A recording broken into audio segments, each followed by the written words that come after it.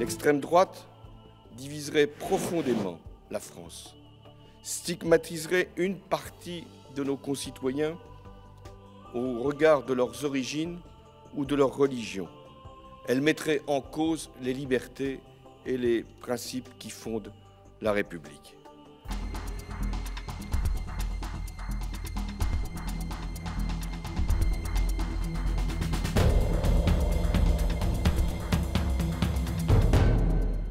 Bienvenidos a Primer Círculo, soy Carlos Elizondo y ya no nos vamos a dedicar a la vida nocturna, Federico y yo. Estamos muy contentos de haber pasado aquí a ADN 40, 9:30 de la noche, aquí nos veremos todos los lunes. Y bueno, Federico. Muy buenas noches, soy Federico Reyes Heroles. El día de ayer hubo unas elecciones en Francia que son particularmente relevantes no solo para Francia, sino diría yo en algún sentido para el resto del mundo y por supuesto para Europa. Elecciones que cambiaron las coordenadas tradicionales de los partidos, elecciones que nos permitieron ver a una Francia que estuvo realmente amenazada por una derecha extrema. Francia ha sido la cuna de muchos de los valores democráticos de Occidente y estaba a un tris estuvo de caer en esta derecha extrema. Y para hablar de eso, para hablar de Francia, para hablar de cómo se ve esta elección, que tendrá una segunda vuelta dentro de 2 semanas, 13 días para ser exactos, el domingo 7 de mayo, para hablar de esa elección y de lo que supone el voto de los franceses, que hemos invitado a alguien que conoce Francia desde dentro, a un maestro muy conocido de la Facultad de Ciencias Políticas, aunque de origen es abogado, a un doctor en Ciencias Sociales. No quisimos traer a un internacionalista, sino a alguien que nos hable de lo que esto significa para los franceses, alguien que vive con frecuencia en Francia, y él se llama David Pantoja Morán. David, qué gusto tenerte por acá. Muchas gracias, Federico. Hablar Muchas gracias, Carlos, de estos por la temas. invitación. Encantado. ¿Cómo la ves? ¿Cómo la viste? Bueno, la vi muy difícil realmente. Yo creo que ha sido una jornada electoral que venturosamente salió bien. Quizá porque no explicamos por qué salió bien primero. Pues sí. Porque, digamos, Sí. ¿Cuál era lo que estaba en juego? Estaba en juego, es un sistema de 2 vueltas, pasan los 2 que están en el primer lugar. En primer lugar, sí. Y las encuestas decían que en primer lugar estaba un centro-derecha o centro-centro, Macron, un liberal. En segundo lugar estaba la señora Le Pen, la del Frente Nacional, la derecha extrema. En tercer lugar, el primero que venía de un partido tradicional, del Partido Republicano Golista, el señor Fillon. Y en cuarto lugar, subiendo rapidísimo, el señor Mélenchon, que venía del Partido Comunista, Socialista. Y radicalizado. Radicalizado, antieuropeo, etc. Entonces el riesgo era que pasaran la señora Le Pen y el señor Mélenchon y ya no hubiera opciones. Y de la que nos salvamos fue esa, nada más para poner el contexto. Sí, está bien, me parece adecuado. Parte de este contexto del que tú hablas es hablar de la Constitución. El sistema que tiene Francia, aunque se dice que es un sistema semipresidencial, en realidad es un sistema que puede ser alternativamente o presidencial o parlamentario según sean los resultados electorales de la legislativa. Entonces, por eso, si bien es muy importante esta primera vuelta y lo será la segunda, es fundamentalísima la tercera jornada electoral, que es sobre la legislatura, porque eso o le da un enorme poder al presidente, o lo hace un primer ministro prácticamente como eso será en junio, con ¿no? poca fuerza. Con poca fuerza, en todo caso. Eso será en junio, efectivamente. O sea, de alguna manera, Macron tiene 2 meses para armar una coalición de gobierno que le permita tener cierta mayoría. Hoy entre Macron y los 2 que pasaron, Le Pen y Macron, tienen 3 diputados en la Asamblea Nacional. Sí, nada más, porque no tienen partido. Fueron partidos que se hicieron sobre la marcha. Bueno, el Frente Nacional lleva muchos años, bueno, pero sí, no tenía pero no había llegado. Son los últimos años que le dio, esta mujer fue la que le dio y en marcha fundó hace un año. Apenas. Para ponerlo en contexto, es como si el secretario de Hacienda o el de Gobernación hubiera dejado el gobierno de Peña Nieto más o menos ahorita y en el 18 sin partido estuviera ganando la elección presidencial. Así de radical es el cambio. Como decías tú, no es ninguno de los 2 partidos tradicionales los que ganan la primera vuelta. Eso es lo que es notable, Bueno, hay varias cosas que son de notar. Primero, que el presidente en funciones no se hubiera querido presentar a una reelección posible. Y su partido sacó el 6%. Y su partido gana el Partido Socialista. Sí, cara. El partido de Mitterrand, el partido que ha sido un gran partido. Y el otro, el Partido de los Republicanos, que también es un partido golista de enorme tradición, ¿no?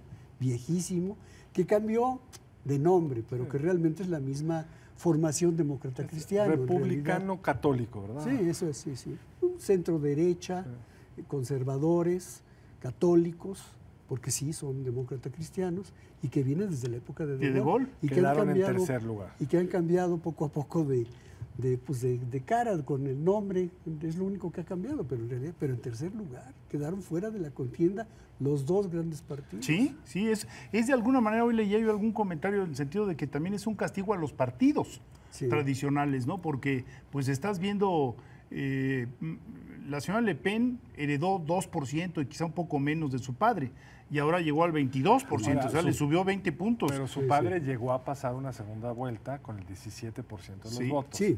Es decir, es un movimiento que ha estado ahí, que nunca ha amenazado del todo a los partidos que construyeron la Quinta República, pero que ha oscilado. Y el gran trabajo que tiene ahora ella es volverse una alternativa creíble.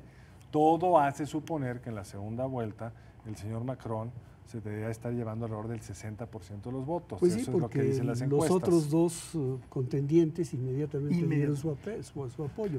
Yo quiero poner el acento en eso, inmediatamente. O sea, no pusieron en duda los resultados. Salvo uno. Bueno, Mélenchon. Mélenchon sí. Dijo, voy a esperar el conteo, que sea oficial.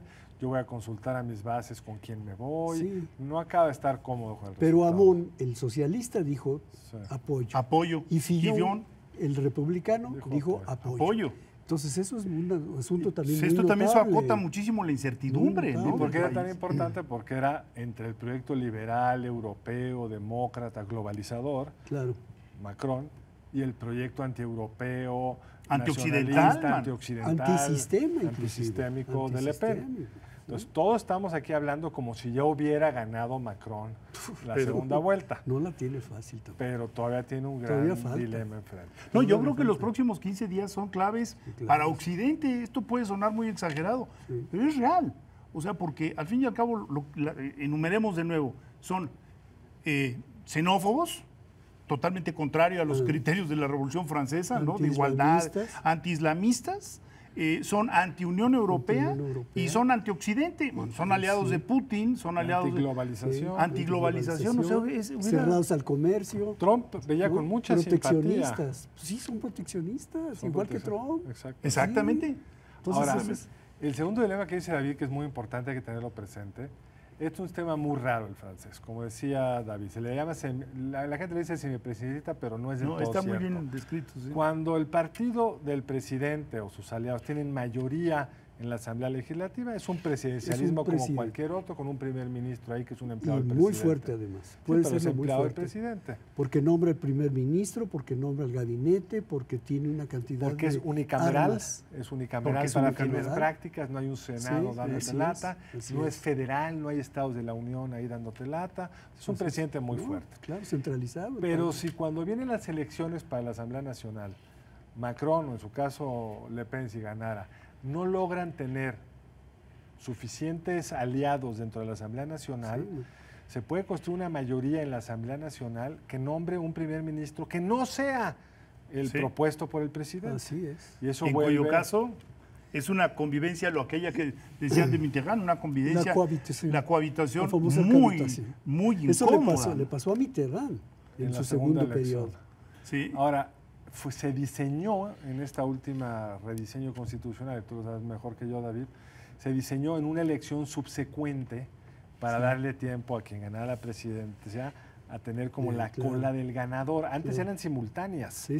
Y entonces era mucho más complicado armar esa ahora coalición. Dejaron ese espacio para que pudiera el presidente armar mejor. Ahora, ¿qué nos dice esta elección de Francia? Francia era el país antiglobalizador por excelencia, antilibre mercado dentro de los países, digamos, del G8, del G7, y ahora resulta que es el que, como decías tú, parece que nos está dando la esperanza que lo de Trump no es un cambio de tendencia, sino una expresión de un país que no necesariamente prefigura que los otros países van a estar Vayan en el votando mismo en el mismo sentido. sentido. Pero Francia, la tradicionalmente estatista y proteccionista, pues ayer nos mandó un mensaje de que lo más probable es que gane la otra visión, la liberal, Bueno, europeísta. sí, estatista y proteccionista, pero los últimos años estuvieron dominados por gobernantes que abrieron totalmente, que cambiaron. Sí. Eso fue Mitterrand.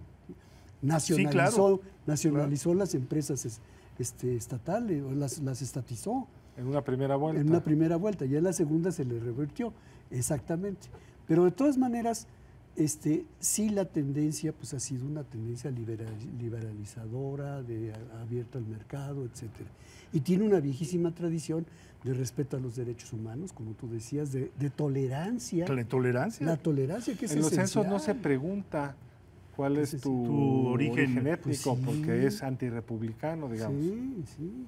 De hecho, no se puede calcular ni bien cuántos son. Yo no sé ustedes, pero a mí también lo que me dio así como una bocanada de aire fresco después de Brexit, después de Trump, y decíamos Francia, ahí viene Francia, pues es este fenómeno, porque también, como decía Jacques Attali ayer, ¿no? O sea, al fin y al cabo votaron los más pobres, votaron en contra, ¿no? Sí. Lo mismo que el cinturón oxidado, lo mismo que lo que ya sabemos. Los obreros y los de nivel más bajo de ingresos fueron los que votaron en favor de Le Pen. ¿De Le Pen? En París obtuvo el 6% del voto Le Pen, en contraste. Pero bueno, se nos está yendo el tiempo, pero a mí algo que me da aire fresco es el papel de la segunda vuelta. Sí. Porque al fin y al cabo estos 15 días son días de reflexión en donde en la lógica de un predominio de centro, pues deberá de ganar. De poderse expresar políticamente sí. Y darse cuenta de las consecuencias que tienen. Es decir, aquella expresión de Mitterrand, creo, que tú me corregirás, de que la primera vuelta son los deseos y la segunda vuelta es la realidad. Entonces entramos ahora a la realidad, ¿no? La realidad es que nos acabó el tiempo. Y esa es otra realidad. Sí, o en la primera vuelta votas a favor y en la segunda votas en contra. Pues David, ese es también. El tiempo se nos acabó. Muchísimas gracias por acompañarnos. No, al contrario, gracias a ustedes. Me da mucho gusto estar con ustedes. David, mil gracias por haber estado con nosotros. Esta es tu casa. Muchas gracias. Muy buenas noches. Nos vemos el próximo lunes a las 9:30 en Primer Círculo. Buenas noches. Nos vemos en la emisión siguiente de Primer Círculo.